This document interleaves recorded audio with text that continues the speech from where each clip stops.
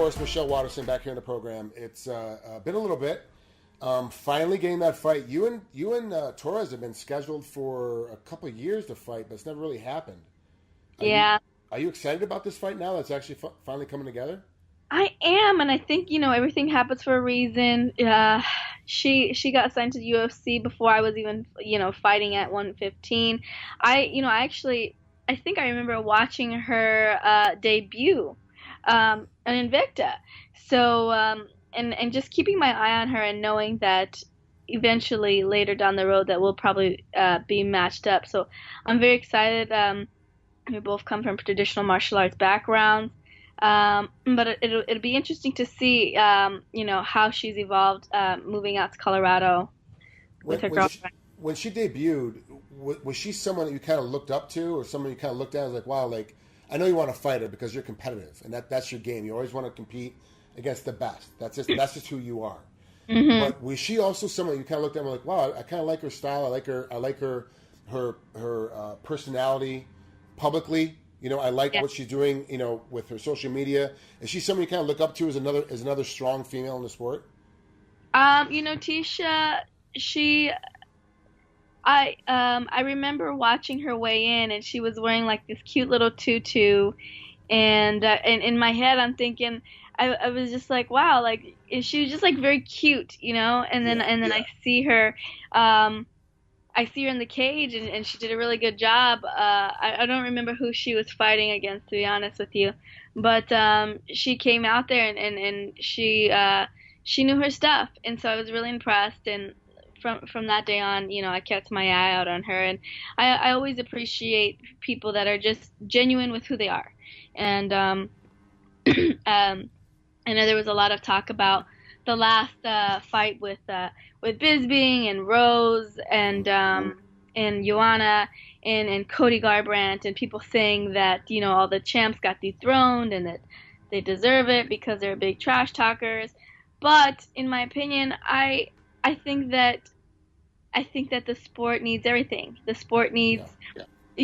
they need the good guys, but they need the bad guys too, and they need the trash talkers, they need the flamboyant, energetic people, and they need the quiet people, and it's important to have all the different characters come shine through, and because we all are different, and everybody can relate to somebody. So what's your character? Where do you fit in? I don't know. I fit in a lot of different places. My nickname is a karate hottie, but obviously I think I've kind of grown out of that a Yeah. bit. Now I'm a mother, and my daughter is 6 years old now, but she's still very proud that I'm the karate hottie. She's always introducing me as this is my Yeah. mother, karate hottie. That's actually got to be kind of awesome when your daughter's like, "Oh, this is my mom, the karate hottie." Like, well, Yeah. okay. All right. Yeah, so she's very proud of that, but yeah, family, mother, parents, fighter, wife, still martial artist. I'm all those things. And you really have evolved. When you first kind of jumped on the scene in Invicta, you were the karate hottie. You're like the super hot chick that can kick really high and was actually beating girls up. And it was kind of fun to watch you fight, but also there was all the photo shoots and the pictures of the internet. It's like kind of drew everybody to you. But then you actually grew out of that. Like you moved on from that kind of space and moved into being a mom and really stepping the women's game, the whole side, because there's really is. I want to be. When I ref, I'm very unbiased. Like it's just fighter Yeah. safety. That's all I worry about. I don't care if it's men or women. I've got to just it's two people fighting. I've got to follow the rules. I've got to follow the regulations, and I'm just there for fighter safety. But when I'm interviewing fighters, I'm still from an understanding as a fanboy. There's still a very big disparity between the men and the women.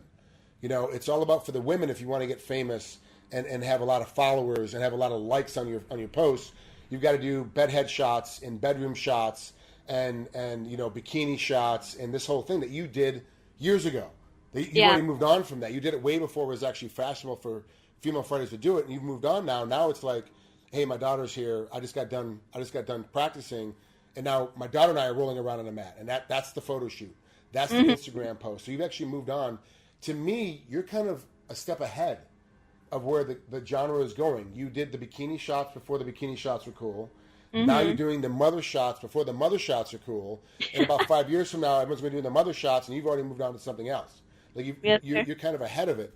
Do you feel like that you're not getting the likes and the followers that you could be because you've advanced on you've moved on to the next stage of your life, and the other girls haven't quite yet? I think that, it's a phase that everybody goes through. When I was young, I felt like, and I'm sure it's what all young adults go through, and probably more so for the females. You kind of feel like you have to, kind of reach for your sense of identity, and one of those ways that I think a lot of females feel that they have to reach is through their sexuality. And the truth is, you don't. But I do think you have to kind of go through that phase to figure it out. And once you're comfortable with yourself and who you are in your own skin, then you can get over that hump. Once you, because I know there's a time in your life you like weren't really sure like which way you're going to go and who you were, because all of us go through it. You're always like, am I this person? Am I that person? How I'm going to be? Then your daughter is born, and all of a sudden, you don't have a choice. You've got to make up your mind because you got to take care of her. Yeah. Do you feel like sometimes that you're getting, I don't want to say passed over, but you're not getting looked at as favorably because you're no longer in that role anymore, that you're now a mom role, and you're not in that young girl role anymore, you're in a more mature role Yeah. as a mom? It might be. I might get overlooked because I'm not young and single, and having that type of outgoing personality when it comes to like the social media. But to me, it really doesn't matter. The people that follow me on my social media are the people that I care about, and I think it's more quality versus quantity. And if I'm reaching uh, mothers and fathers, families, young women, young men, and inspiring them. That's all that matters to me. And that really is the ultimate goal at the end of the day. Like the rest of it is just all noise and money grab. But really, it's like, what's your legacy going to be? And you're going to have a great legacy at the end of your tour. When you're done fighting, there's going to be a great legacy because we've seen you before it was cool. And you've done all these things before it was actually the light to do it in. You've done it earlier. And so when you get done, you're going to have a great legacy living behind you because of that reason. That you're like, I don't really care about the fans. Not saying you don't care about fans, but saying you're Yeah. more worried about what your family think. Can you empower one woman or one male that's under 15 this fight? That's all you're caring about. It's like trying to Yeah. empower somebody else. And that's actually, it's pretty cool. It's pretty neat. Thank you. Really, for me, you and Torres are kind of the same in that mindset where you're kind of like, you get likes, you get followers, but not because you're trying to. Yeah. Is this is kind of the underlying fight that no one really is paying attention to? It's kind of like there's not a bunch of press around. There's not a bunch, because you guys aren't trash talkers. Yeah. You go out there and do your jobs, and that's just what you do. My job is to hit you. Your job is to hit me. Let's just do it and be done with it. Like, that's kind of your job. Are you? I really personally, I feel like this fight is going to be one of the fight of the nights. Like, it's going to be a lot of fights on this card that you have to really kind of pick from. But this is one of those fights where you're kind of like, this fight kind of blew us away because it's under the radar. Do you feel the same way about it, or do you kind of feel like it's going to happen? I've been following her for a long time. She's been following me. This fight was just going to happen, and it's going to be an easy fight. I'm just going to beat her up, and it's going to be done and over with.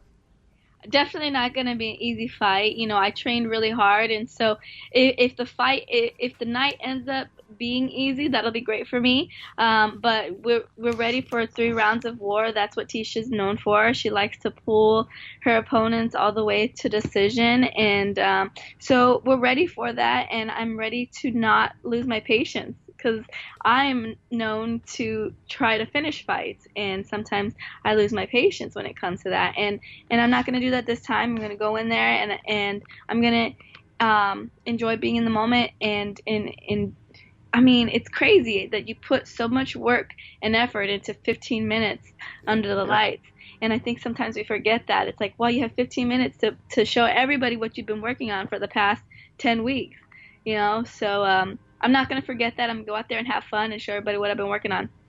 Is that what happened with Rose? Is that you got impatient and you were trying to finish it, and that's the result? Is that because it kind of seemed like to me that there's a point of it, Because I do follow you. I do stalk you on all your social media. I do stalk all your training, and I follow all of your fights. So I kind of saw there was like a 10-second thing in there where I could see like, okay, I'm going to get this girl. It's just not engaging. I got to go harder. And then things started kind of falling apart from you. So is that what I'm hearing? Is that's what happened? That you just weren't patient enough, and that's why you got caught? I definitely think that has a lot to do with it. I feel that um, there was a part of me that subconsciously wasn't committing as well. And I also feel that, my ego got the best of me when she like showed me, when she did the whole like kick my leg again. You're not hurting me. And in my head, I was like, what do you mean I'm not hurting you? Like you wouldn't have done that if it wasn't hurting you. And then obviously, it got to my head, and I learned a lot from that fight. So was it just a coach conversation that you had to fix and go, okay, let's be more patient in practice? Was it a sports psychologist that you went to taught you how to be more patient? Was it your husband just sitting down and having dinner with you and going, look, you got to slow down? Like, what was the conversation that made you realize, okay, I got to stop doing what I'm doing, change just a little bit, and be just a little bit more patient during my fights? Yeah, I think it was right after the fight. I talked to my coaches. I talked to my husband a lot too, though, and it's funny, like the psychology of a fighter's mind, and I remember when it's funny because you only like really look into your fights when you lose them. Right. Like you only do like introspective like work when you lose your fights. And I remember talking to my coaches, talking to my husband, and just being like, I should have done this, I should have done that. What if I did this? What if I did that? And Coach Rink was like, well, Peanut, you kind of just, you went left when you should have went right. There were a lot of things you did great in the fight. You made one simple mistake.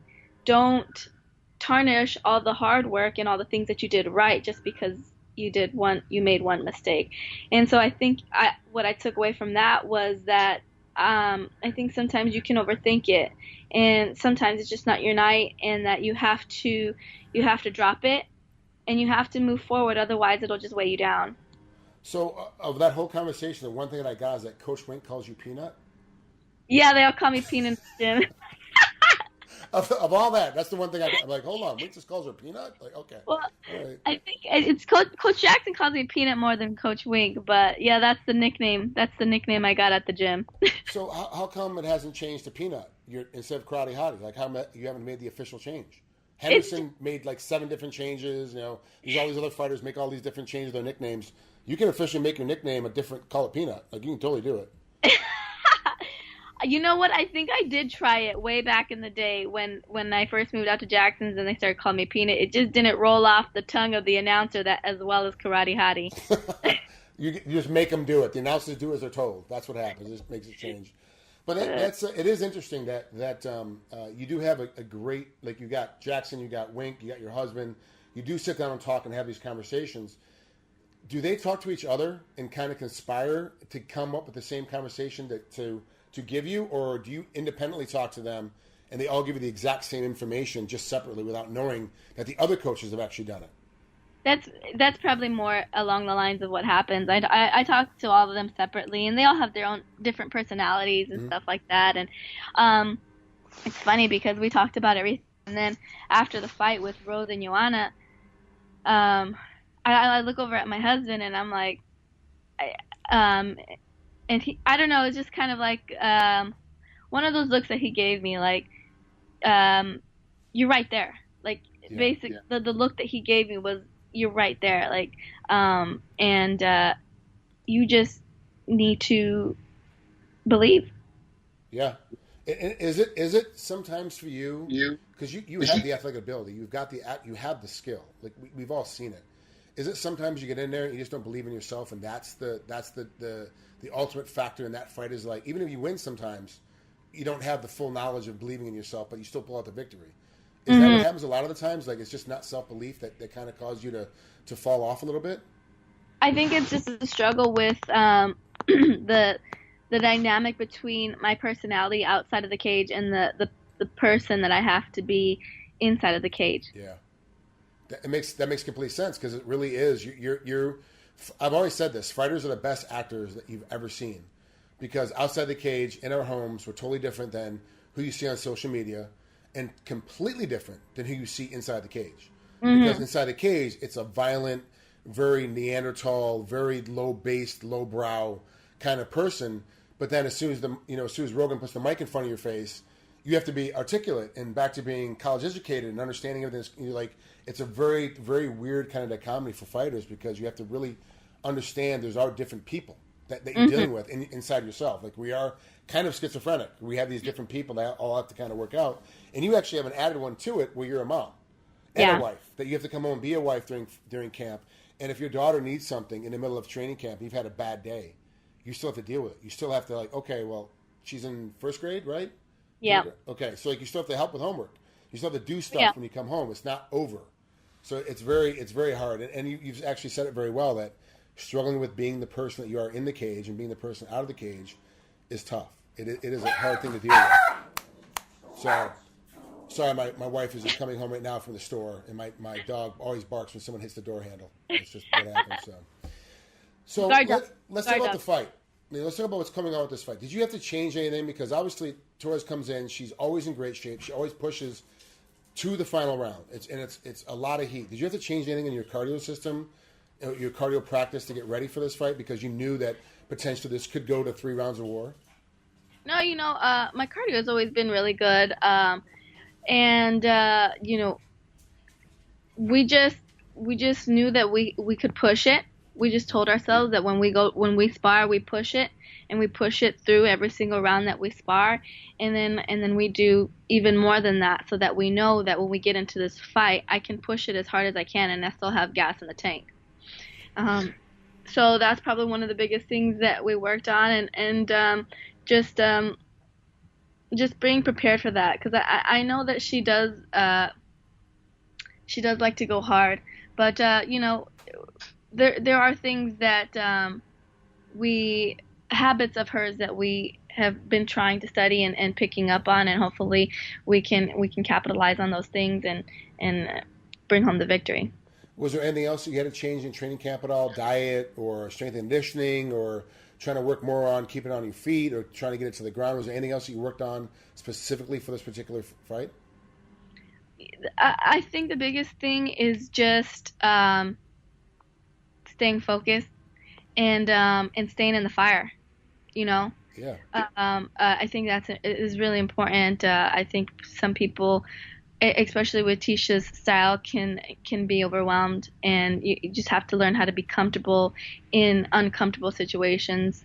That was a huge theme for this fight camp, and been working in my strength and conditioning. Been working a lot of Bulgarian bags. Okay. And it's really, really helped my core, my upper body, my wrestling strength, my grip strength, and I think all of that's gonna come into play in this fight as well. Michelle, thanks so much for coming on here. I know it's late for you. You're already in the hotel room. It's already fight week. I really appreciate you spending some time with us. Have an amazing fight. It's going to be a lot of fun. I can't wait to watch it. It's going to be a lot of fun for me to watch.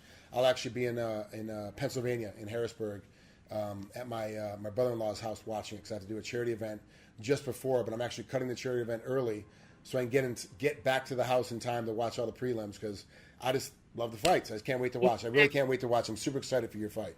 Thanks again for coming on here. I really appreciate it. Thanks, Frank. Thank you. I always appreciate all your questions. Have a good night. I'll talk to you soon. You too. Good night.